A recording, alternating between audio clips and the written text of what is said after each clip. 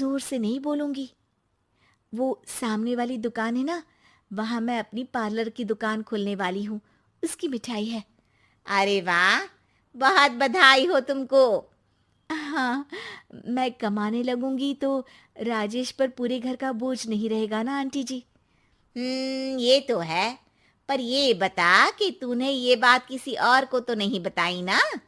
अरे नहीं नहीं, पिछली बार गलती कर दी थी, काली नजर लगी किसी की और राजेश के हाथ से वो दुकान चली गई थी। सबको मत बताना।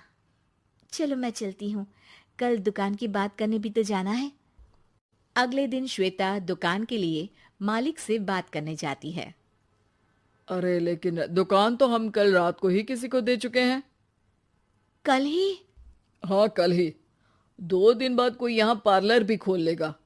आप कहीं और दुकान देख लीजिए। अरे पर हमको भी तो पार्लर ही खोलना था। हाँ भाई, ये एक ही दुकान है, आधी आधी तो नहीं दे सकता ना मैं। राजेश और श्वेता घर पर हताश होकर आ जाते हैं। इस बार तो किसी को बताया भी नहीं था, अब किसकी काली नजर लग सकती है? सुनो, तुमने माँ को बताया था क्या? अरे कैसी बात कर रही हो? माँ की नजर थोड़ी ना लगेगी। पक्का तुमने किसी को नहीं बताया था ना? सिर्फ वर्मा आंटी को बताया था, उन्होंने ही मुझे किसी को नहीं बताने को कहा। अरे यार, तुम भी सही हो। मेरी माँ को नहीं बताने को कह रही हो, पर वर्मा आंटी को बताना तुम्हें जरूरी लगा। अरे वर्मा आंटी ने ही तो काली नजर के बारे में बताया था ना, वो हमेशा हमारा भला ही तो चाहती है। मेरी माँ भी हमारा भला ही चाहती है। अरे पर चिल्ला क्यों रहे हो? बात नहीं कर सकते क्या आराम से? नहीं आता हो आराम से बात करना, और करना भी नहीं चाहता हूं मैं।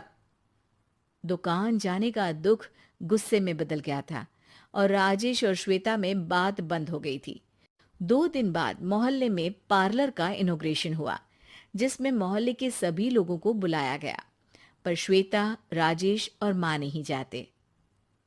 माँ, अंदर आ जाओ। क्या देख रही हो? अरे नया पार्लर देख रही हूं अपने आंगन से। देखो, माँ को दूसरे का सुख देखने में कितना मजा आ रहा है, मेरा दुख नहीं दिख रहा इन्हें। यहाँ मेरा पार्लर भी तो हो सकता था। अरे चुप रहो यार, हर बात में लड़ाई क्यों ढूंढ रही हो?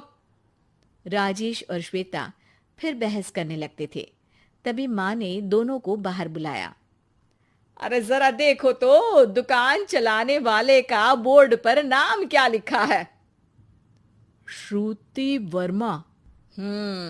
गाड़ी निकाले बेटा, हमें कहीं जाना है। काली नजर का इलाज कराने? राजेश अपनी बाइक निकालता है। तीनों ट्रिपलिंग कर रहे हैं। माँ राजेश को उस मॉल वाली दुकान पर लेकर जाती है जहां राजेश अपनी दुकान खोलने वाला था। यही दुकान लेना चाहता था ना तू? हाँ, पर इनको भी दुखी करने लेकर आई हो क्या यहाँ पर दुकान दिखाकर? वहां काफी नहीं था? अरे श्वेता, थोड़ा सब्र रख, अभी पता चलेगा कि हम यहाँ क्यों आए हैं। बता, इस दुकान चलाने वाले का नाम क्या है? अनुपम वर्मा। कुछ समझ में आया? वो दुकान वाली श्रुति वर्मा, ये दुकान वाला अनुपम वर्मा, और हमारे पड़ोस में हमने उस दुकानों के बारे में बताया किसको था? अब वर्मा आंटी को। मतलब वर्मा आंटी ही हमारा काम बिगाड़ रही है? नहीं नहीं, ऐसा नहीं हो सकता, ये बस इत्तेफाक है। राजेश अपना फोन निकालता है और श्रुति वर्मा और अनुपम वर्मा के नाम फेसबुक पर सर्च करता है, जहां ये दोनों ही वर्मा आंटी के रिश्तेदार होते हैं। श्वेता को समझ में आ जाता है कि वर्मा आंटी की ही नजर काली नजर है। अब क्या करना है? कोई भी खुशी की खबर हो तो काली नजर से बचना है, यानी वर्मा आंटी से बचना है।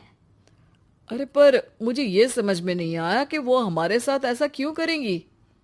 अरे बेटा, एक सीख है, दूर के आदमी को आपकी तरक्की से कम परेशानी होगी, पड़ोसी को ज्यादा। दोनों माँ की बात में हामी भरते हैं और अगला काम चुपचाप करने की कसम खाते हैं, ताकि आगे से वर्मा आंटी कोई काम ना बिगाड़ सके।